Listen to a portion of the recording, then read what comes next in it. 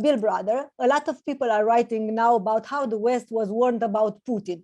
You have written about Putin's autocratic and mafia regime. Despite all that, we are here. How do we get rid of Putin? Do you see, I don't know, maybe a faction within the Russian secret services or in the group of oligarchs?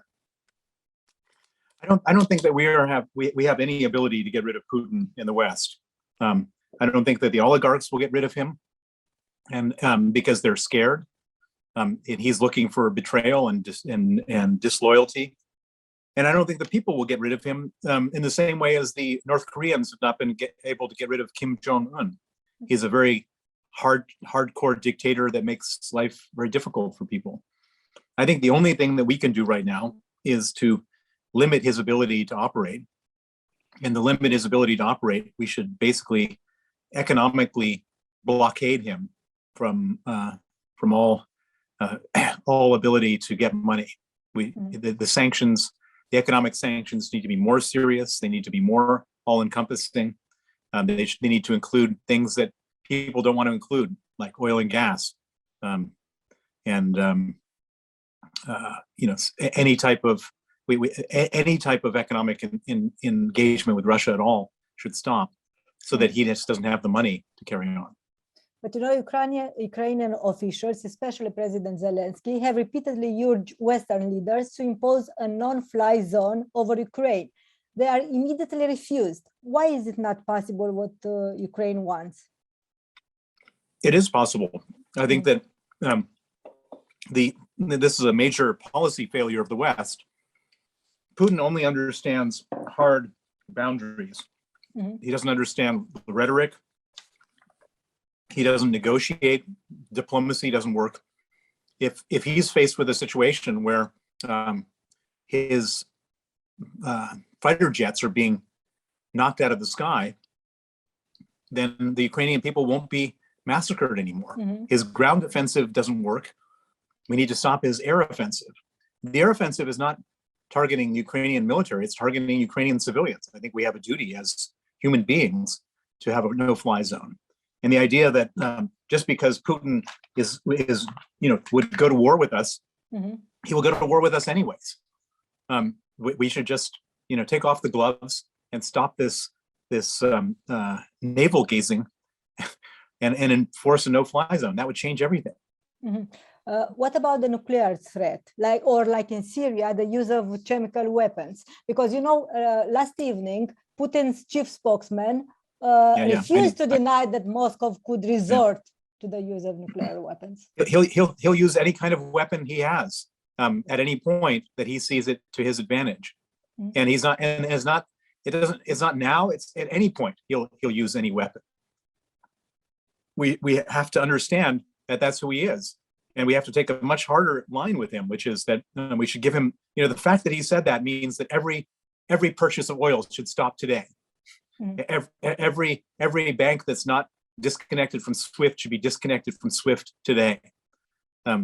Every oligarch that hasn't been sanctioned should be sanctioned today. I mean, the fact that he even mentioned the word nuclear war should now lead to the most unbelievable and draconian sanctions any country has ever experienced. What scenarios do you see for Ukraine? What Putin really wants now? Because did he get anything out of the original plan? Well, I mean, his goal is to finish with Ukraine and then come to Romania. And then see whether America is ready to go to war with Russia over Romania. That's his plan. And so the Romanians should get involved right now in the no-fly zone, so he doesn't have time to get to Romania. But how do you appreciate China's position? Because everybody seems now to expect something from China. Well, China has to be very careful, because if they're seen to be assisting Russia, they'll end up with terrible economic problems. The West will impose. Consumers will react to that in the West, and governments will react to that in the West, and Chinese know that. You know very well Vladimir Putin. How is it possible for him to be so wrong initially? Because he thought Well, I mean, he is a person who's not that good, actually, and the people who work for him are not that good. I mean, this is the one thing that we always make a mistake about is overemphasizing his strength and his power when he doesn't really have it. You know, he beats his chest and he makes all sorts of noises, but the reality is it's empty.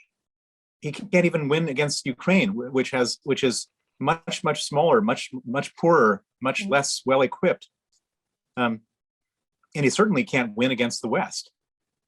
And so it's all bluff, and we should call his bluff. When Putin says that he will use a nuclear weapon if there are any existential threats, economic sanctions could be existential threats for Putin. Everything is an existential threat for Putin. Mm-hmm. He's going to use nuclear warhead whether there's an existential threat or not. Now, forget about his words. He will do whatever he needs to do when he needs to do it, and we need to do whatever we need to do to stop it. Mm-hmm.